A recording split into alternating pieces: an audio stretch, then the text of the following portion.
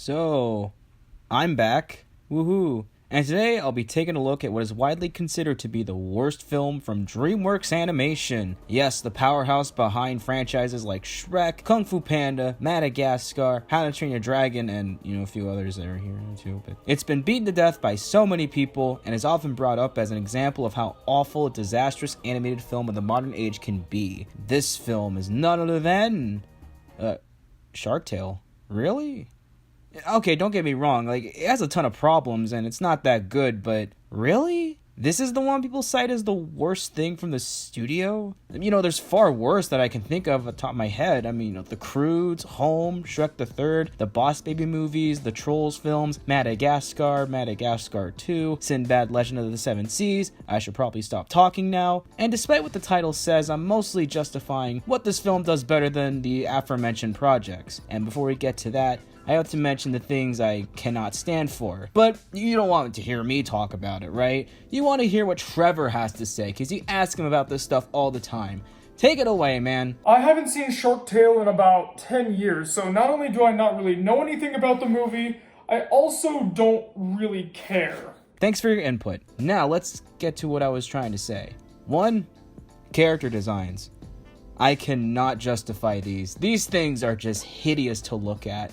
I understand what they were trying to go for, caricatures of the celebrities voicing them, which unfortunately became a pretty bad staple in a lot of DreamWorks animated films and transferred over to other animated movies. And yeah, it really doesn't look appealing, given the fact that they're supposed to be fish as well. I don't know, it gives me the vibe that they were trying to go for a Mr. Limpet kind of aesthetic and didn't really work out so well because of the limited technology at the time. Although it's a little inexcusable given that Shrek, and Shrek 2 for that matter, which came out the same year by the way, look pretty impressive. Number 2, the abundance of pop culture references. Oh, yeah, another pretty bad staple in other DreamWorks films and eventual animated films down the road from other studios. Why? It doesn't even help with the world building either. If anything, it just kind of ruins it. It just makes it feel too much like our own reality. Or just trying to rely on our familiarity with said pop culture references hey, you'll like us now, huh? We're just not typical kiddie fare. We know what The Godfather is. We know what Coca-Cola is. Look, it's Gup. Like Gap, It's a fish pun. It's funny. Seal. That's the worst one. I'm sorry. Number 3, Oscar's character development. I really don't understand what they're trying to go with for him. I could kind of see where they're going with him being this guy in a dead-end job and wanting to live the high life, but wanting to stay behind at the whale watch to preserve the memory of his dad. But then he goes to the high life without any care in the world thanks to his white lie. But then again, he's not really doing it so that he could fulfill an old dream of his dad to live the high life or anything. He just wants to live the high life because who doesn't, I guess. But you've definitely heard a lot of people complain about these before, mainly Shay Frillis, who I recommend you see his video for. Yeah, go see that one if you really want to see a more in-depth look. But now that those are out of the way, let's actually talk about some of the good in this movie. Now, this is all opinionated for one thing, and with this input you may or may not agree, but who knows. To begin, aside from the really disgusting character art, I love the urban art style of the film. It's got that combo of natural oceanscape and man-made underwater structures. I don't think this is intentional, but I really love how welcoming the main coral city is during the daytime and how unsettling it is when night falls. This truly captures the surreal, dreamlike urban landscapes typically depicted in the crime films Shark Tale takes inspiration from. Honestly, because of these environments, I think this is also one of the reasons why I really love urban environments as a whole. Not just in animated films, but in general. And it also makes me yearn for more animated films to create fever dream-like environments instead of just generic buildings and clean sidewalks like we see in stuff like Madagascar and Hoodwink 2. We even get to see reworked remnants of sunken ships and abandoned human industrial equipment overtaken by ocean life, mainly the sharks. It's also really impressive that even though the exterior is really busted and just rusty, the interiors are still really well maintained, giving the vibe that these sharks really know what they're doing. And it's a stark contrast to the more cleanly, decently maintained structures of the city, considering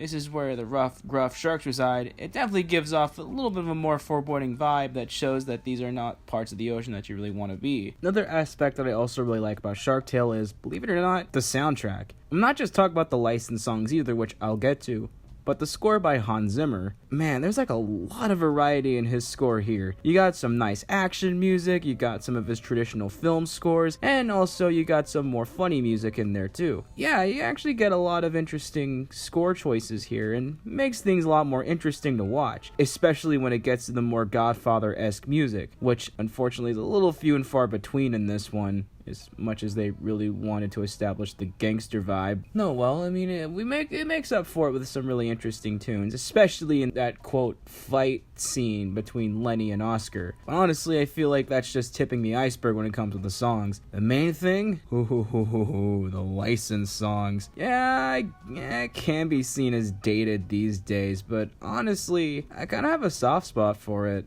It's a little bit of an earworm for me, and these aren't objectively bad songs, or bad covers in this case, like Car Wash or Gotta Be Real. Yeah, that's actually how I've discovered that song too. And yeah, that's where I first heard Car Wash. But hey, you know what? That's where you first heard it too, so it's not weird. There's also all good original songs, like Good Foot by JT, Lies and Rumors by D12. Again, like I said, it can be seen as a little bit of a dated soundtrack, but I feel like it definitely helps add to the cityscape of the entire film. And it's not like it's distracting or anything.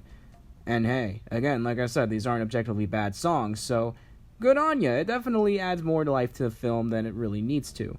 I must also note that when it's not trying to cram in a bunch of fish puns or yo diggity dog type humor, it can actually get really funny. That's because you could tell that the actors in this are really having a fun time. It's not like in Madagascar where you can tell it's just at least most of the celebrities just being themselves and nothing else. Here, yes, the celebrities are just caricatures of themselves, but at the same time, they're really giving it their all, and again, showing that they're really supportive of this project and hoping that this could be the best it can be, even if it is just them having witty banter. And there are some really good standout hilarious moments too, especially this scene.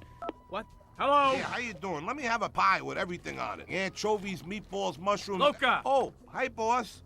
What are you doing working in a pizza joint? Get off the phone! But I'm hungry. I don't know what it is, but that just makes me laugh so hard. It maybe my style of humor just sucks, but oh well. Okay, I'll see if I can get a word from Trevor again about all this, because you really want to hear what he has to say about Shark Tale still. So, Trevor, what do you think about what I have to say so far? Didn't we just have this discussion a few minutes ago? Great.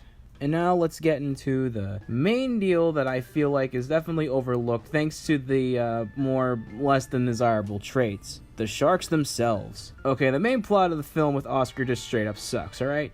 I mean, I botched it earlier, and yeah, there are plenty of other harsher Shark Tale videos you can look at for greater input, but that still doesn't change the fact that the whole idea of the sharks being the gangsters in this underwater mob film is really, really good. Like, I mean, think about it. Yeah, it's a little on the nose, but hey, you know, since they're going for a little bit more of like an edgier family film, this is actually really clever, and I really would love to see this in a better movie. Although, honestly, I still think they do an amazing job here with representing the sharks as the mobsters, especially with all these different family breeds working as different parts of the ocean with all these other gang members. I mean, you got the killer whales, the hammerheads, the swordfish for some reason, and of course the great white sharks, who are the main leads in this one, because I mean, who else are they gonna choose for the leads of the sharks? And that leads us directly to our best character in the movie, Lenny the Shark. I think everyone's in agreement that this guy is actually a really well-written character. Not only is he voiced by Jack Black, putting on a much different voice than the other characters, but he also has much more of a personality